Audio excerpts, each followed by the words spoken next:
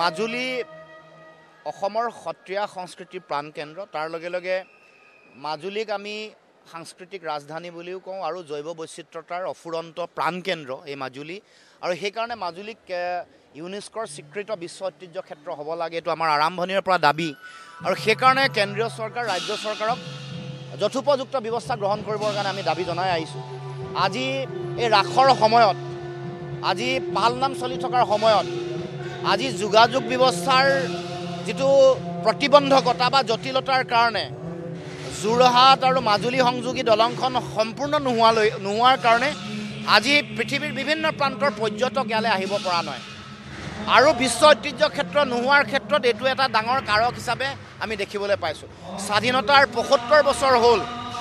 যি মাজুলী সাংস্কৃতিকভাৱে অতি চহকী সত্ৰীয়া সংস্কৃতি গুৰুজনাৰ পদৰেণুৰে মহিমামণ্ডিত মাজুলী ইয়াৰ জৈৱ বৈচিত্ৰতা ইয়াৰ বিভিন্ন জাতি জনগোষ্ঠীৰ সংস্কৃতি এইবোৰক পৃথিৱীৰ মানুহৰ আগলৈ আগবঢ়াই লৈ যোৱাৰ ক্ষেত্ৰত প্ৰধান যিটো সমস্যা প্ৰধান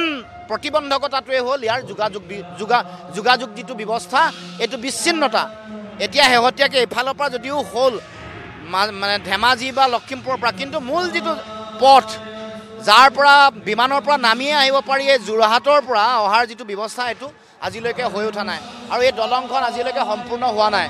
কি কাৰণত কি ৰহস্যৰ কাৰণত আজিলৈকে এই দলং সম্পূৰ্ণ হোৱা নাই বা চৰকাৰে ব্যৱস্থা গ্ৰহণ কৰা নাই সেইটো আচৰিত কথা। সেইকাৰণে চৰকাৰক আহ্বান জনাইছোঁ যাতে মাজুলীৰ এই সাংস্কৃতিক প্ৰাণকেন্দ্ৰলৈ পৃথিৱীৰ বিভিন্ন প্ৰান্তৰ আৰু ভাৰতবৰ্ষৰ বিভিন্ন প্ৰান্তৰো যাতে দেশী বিদেশী পৰ্যটক আহিব পাৰে তাৰ কাৰণে ব্যৱস্থা গ্ৰহণ কৰক আৰু এই দলংখন তাৎক্ষণিকভাৱে তেওঁলোকে সম্পূৰ্ণ কৰিবৰ কাৰণে বিশেষ ব্যৱস্থা গ্ৰহণ কৰিবৰ কাৰণে আমি দাবী উত্থাপন কৰিছোঁ।